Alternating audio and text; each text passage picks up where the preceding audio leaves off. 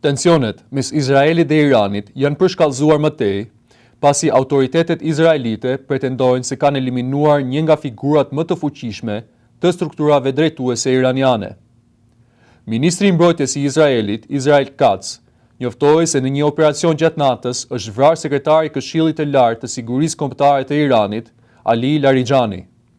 Sipas tij, Larijani u eliminua së bashku me një komandant të forcave Basij, ndërsa operacioni është pjesë e një strategjie për të goditur drejtuesit e regjimit iranian. Katz theksoi se bashkë me kryeministrin Benjamin Netanyahu i kanë dhënë urdhër ushtrisë izraelite që të vijojë goditjet ndaj udhëheqjes iraniane, duke synuar, sipas tij, dobësimin e strukturave që mbështesin terrorin dhe represionin. Ali Larijani konsiderohet një nga figurat më me ndikim në Iran.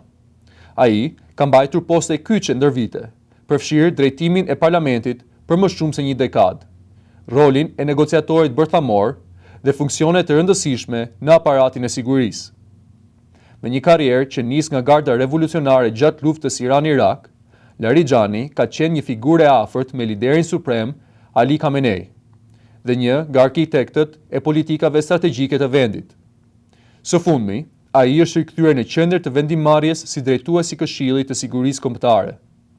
Analistët e konsiderojnë atë si një pragmatist brenda sistemit iranian, por njëkohësisht të përkushtuar ndaj mbijetesës së regjimit.